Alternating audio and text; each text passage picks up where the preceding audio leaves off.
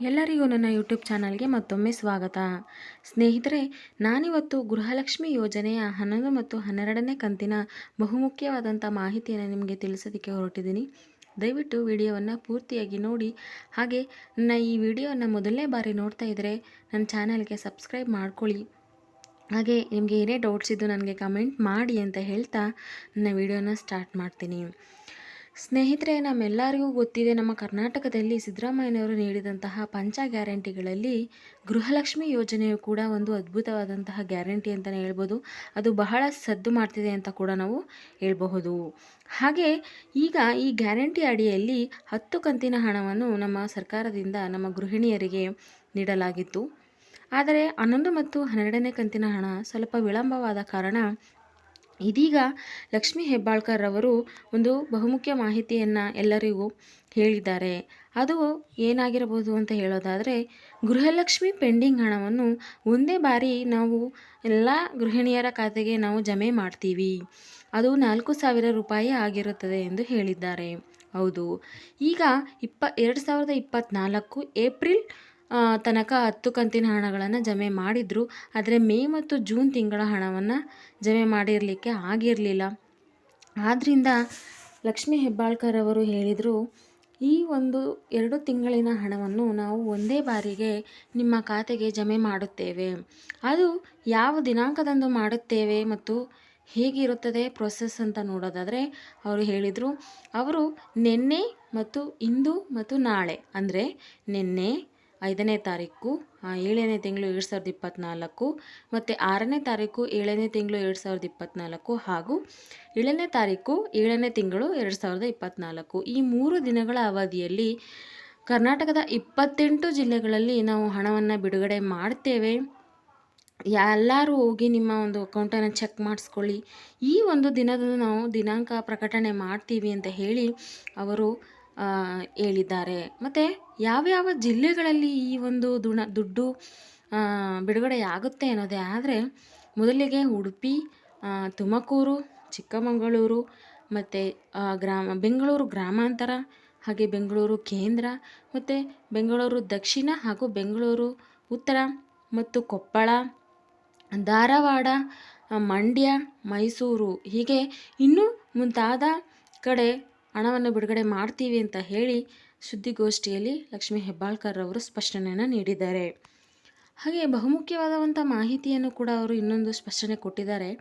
ಅದು ಏನಪ್ಪ ಅಂತ ಹೇಳಿದರೆ, ಈ ಒಂದು ಗ್ಯಾರಂಟಿಯನ್ನು ಸಹ ನಿಲ್ಲಿಸ್ತಾರೆ ಮತ್ತು ಈ ಒಂದು ಗೃಹಲಕ್ಷ್ಮಿ ಹಣವು ಬರೋದಿಲ್ಲ ಅನ್ನೋ ಒಂದು ಊಹಾಪೋಹಗಳಿಗೆ ಅವರು ಒಂದು ಸ್ಪಷ್ಟನೆ ನೀಡಿದ್ದಾರೆ.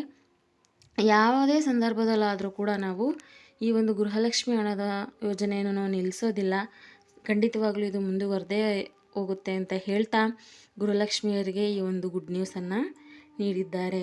ಹೌದಲ್ವಾ ಫ್ರೆಂಡ್ಸ್? ಈ ಒಂದು ಗೃಹಲಕ್ಷ್ಮಿ ಗ್ಯಾರಂಟಿಯಿಂದ ಎಷ್ಟೊಂದು ಜನ ಮಹಿಳೆಯರಿಗೆ ತುಂಬಾ ಹೆಲ್ಪ್ ಆಗ್ತಿದೆ ಅಂತಲೇ ಹೇಳಬಹುದು. ಹೌದು, ಗೃಹಲಕ್ಷ್ಮಿ ಹಣದಿಂದ ಮನೆ ಯಜಮಾನಿಯರು ಅವ್ರದ್ದೇ ಆದಂಥ ಒಂದು ಖರ್ಚನ್ನು ಅವರೇ ನೋಡ್ಕೋತಾ ಇದ್ದಾರೆ.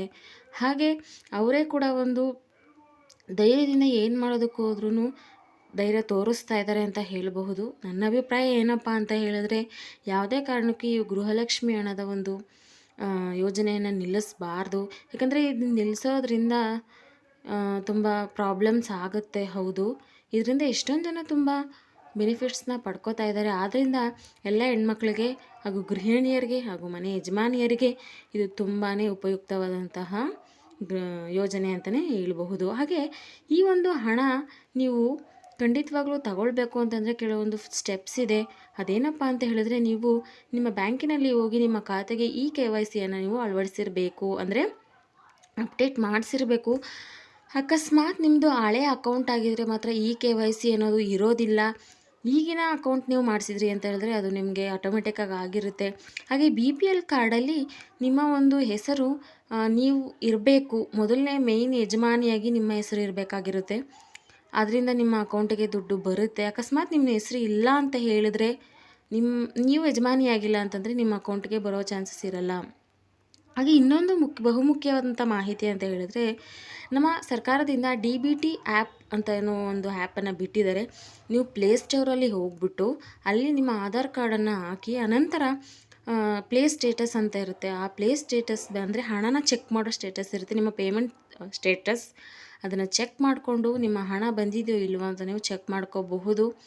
ಇದು ನಮ್ಮ ಸರ್ಕಾರದಿಂದನೇ ಬಿಡುಗಡೆ ಮಾಡಿರುವಂತಹ ಒಂದು ಆ್ಯಪ್ ಆಗಿರೋದ್ರಿಂದ ಇದರಲ್ಲಿ ಬರೀ ನೀವು ಗೃಹಲಕ್ಷ್ಮಿ ಹಣದ ಮಾತ್ರ ಚೆಕ್ ಮಾಡೋದಲ್ಲ, ಜೊತೆಗೆ ಅನ್ನಭಾಗ್ಯದ ಒಂದು ಹಣವನ್ನು ಕೂಡ ನೀವು ಚೆಕ್ ಮಾಡ್ಕೋಬಹುದಾಗಿದೆ. ಖಂಡಿತವಾಗ್ಲೂ ಈ ಒಂದು ಆ್ಯಪ್ ನಿಮಗೆ ತುಂಬಾ ಯೂಸ್ ಆಗುತ್ತೆ ಅಂತ ಅನ್ಕೋತೀನಿ. ನಿಮ್ಮ ಮೊಬೈಲ್ನಲ್ಲೇ ಸಿಗುತ್ತೆ. ಮೊಬೈಲಲ್ಲಿ ನಿಮ್ಮ ಪ್ಲೇಸ್ಟೋರಲ್ಲಿ ನೀವು ಡೌನ್ಲೋಡ್ ಮಾಡಿಕೊಂಡು ಇದರಿಂದ ನೀವು ಈ ಒಂದು ಹಣದ ಸ್ಟೇಟಸನ್ನು ಚೆಕ್ ಮಾಡ್ಕೋಬಹುದು. ಹೌದು, ಹಾಗೆ ಇನ್ನೊಂದು ಬಹುಮುಖ್ಯವಾದಂಥ ಮಾಹಿತಿ ಏನಪ್ಪ ಅಂತ ಹೇಳಿದ್ರೆ, ನಾನು ಈ ಹಿಂದೆ ಒಂದು ವಿಡಿಯೋನ ಮಾಡಿ ಹಾಕಿದ್ದೀನಿ. ಅದರಲ್ಲಿ ನೀವು ಚೆಕ್ ಮಾಡ್ಕೊಳ್ಳೋದಾದರೆ ನಿಮಗೆ ಅಲ್ಲಿ ಸಿಗುತ್ತೆ 6 ರೂಲ್ಸ್ಗಳನ್ನ ಕೂಡ ನೀವು ಫಾಲೋ ಮಾಡಬೇಕಾಗಿರುತ್ತೆ. ಏನಕ್ಕೆ 6 ರೂಲ್ಸ್ಗಳನ್ನ ಫಾಲೋ ಮಾಡಬೇಕು ಅಂತ ಹೇಳೋದಾದರೆ, ನೀವು ಇಲ್ಲಿಯವರೆಗೆ 10 ಕಂತಿನ ಹಣವನ್ನು ತಗೊಂಡಿದ್ದು ಈ ಒಂದು 11, 12ನೇ ಕಂತಿನ ಹಣ ಸ್ಟಾಪ್ ಆಗಿದೆ ಅಂತ ಹೇಳಿದ್ರೆ, ಕೆಲವೊಮ್ಮೆ ನೀವು ಅಲ್ಲಿ ಈ 6 ರೂಲ್ಸ್ಗಳನ್ನು ಫಾಲೋ ಅಪ್ ಮಾಡಿಲ್ಲ ಅಂದರೂ ಕೂಡ ನಿಮ್ಮ ಅಕೌಂಟಿಗೆ ಹಣ ಬಂದಿರೋದಿಲ್ಲ. ಅದಕ್ಕೆ ದಯವಿಟ್ಟು ನೀವು ಆ 6 ರೂಲ್ಸ್ಗಳನ್ನ ತಿಳ್ಕೊಂಡು ಅದನ್ನೆಲ್ಲ ಫಾಲೋ ಅಪ್ ಮಾಡಿಕೊಂಡು ಕಂಪ್ಲೀಟ್ ಮಾಡಿಕೊಂಡು ನಿಮ್ಮ ಒಂದು ಅಕೌಂಟನ್ನು ಮತ್ತೆ ರಿಕವರ್ ಮಾಡಿಕೊಂಡು ಹಣವನ್ನು ಜಮೆ ಮಾಡ್ಕೋಬಹುದು. ಮತ್ತು ಇನ್ನೊಂದು ಏನಪ್ಪ ಅಂತ ಹೇಳಿದ್ರೆ, ಅಕಸ್ಮಾತ್ ನಿಮಗೆ ಈ DBT ಆ್ಯಪಿಂದ ಪ್ರಾಬ್ಲಮ್ ಆಗುತ್ತೇನೋ ಅನ್ನೋ ಒಂದು ಭರವಸೆ ಇಲ್ಲ, ಅಥವಾ ಪ್ರಾಬ್ಲಮ್ ಆಗುತ್ತೆ ಅನ್ನೋ ಒಂದು ಅನುಮಾನ ಏನಾದರೂ ಇದ್ದರೆ, ನೀವು ನಿಮ್ಮ ಒಂದು ಬ್ಯಾಂಕ್ ಅಕೌಂಟ್ ಇರುವಂತಹ ಬ್ಯಾಂಕಿಗೆ ಹೋಗಿ ಅಲ್ಲಿ ಬ್ಯಾಂಕ್ ಸ್ಟೇಟಸ್ ಸಹಾಯವಾಣಿ ಅನ್ನೋ ಒಂದು ಕಸ್ಟಮರ್ ನಂಬರ್ ಎಲ್ಲ ಇರುತ್ತಲ್ಲ, ಆ ಥರ ಇರುತ್ತೆ.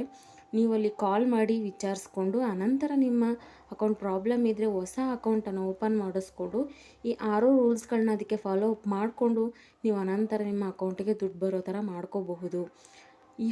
ಈ ವಿಷಯ ಎಷ್ಟೊಂದು ಜನ ಮಹಿಳೆಯರಿಗೆ ಗೊತ್ತಿರೋದಿಲ್ಲ, ಅದರಿಂದ ನಾನು ಹೇಳೋದಕ್ಕೆ ಇಷ್ಟಪಟ್ಟಿದ್ದೀನಿ. ದಯವಿಟ್ಟು ನಿಮ್ಮ ಬ್ಯಾಂಕ್ ಅಕೌಂಟನ್ನು ಮತ್ತೊಮ್ಮೆ ಚೆಕ್ ಮಾಡಿಸ್ಕೊಳ್ಳಿ. ಅದರಲ್ಲಿ ಆಧಾರ್ ಅಪ್ಡೇಟ್ ಮಾಡ್ಕೊಳ್ಳಿ, ಮತ್ತು ಆ್ಯಕ್ಟಿವ್ ಮಾಡ್ಕೊಳ್ಳಿ, ಮತ್ತು ಆಧಾರ್ ಸೀಡಿಂಗ್ ಮಾಡಿಸ್ಕೊಳ್ಳಿ. ಬ್ಯಾಂಕ್ದು KYCಯನ್ನು ಕೂಡ ಮಾಡಿಸ್ಕೊಳ್ಳಿ. ಹಾಗೆ ರೇಷನ್ ಕಾರ್ಡಲ್ಲಿ ಪ್ರತಿಯೊಬ್ಬರ ಅಂದರೆ ನಿಮ್ಮ ಮನೆಯ ಸದಸ್ಯರ ಎಲ್ಲರ KYC ಅವರ ಬ್ಯಾಂಕ್ ಖಾತೆಗೆ ಆಗಿದೆಯಾ ಅಂತ ನೋಡ್ಕೊಳ್ಳಿ. ಏನಕ್ಕೆ ಇದನ್ನು ಹೇಳ್ತಿದ್ದೀನಿ ಅಂತಂದರೆ, ಈಗ ರೇಷನ್ ಕಾರ್ಡಿಂದ ಕೂಡ ದುಡ್ಡು ಬರೋದ್ರಿಂದ ಹೇಳ್ತಾ ಇದ್ದೀನಿ. ಹಾಗೆ ನನ್ನ ವೀಡಿಯೋನ ಕೂಡ ಮುಗಿಸ್ತಾ ಇದ್ದೀನಿ. ನನ್ನ ವೀಡಿಯೋ ಇಷ್ಟ ಆದರೆ like, subscribe and thanks for watching.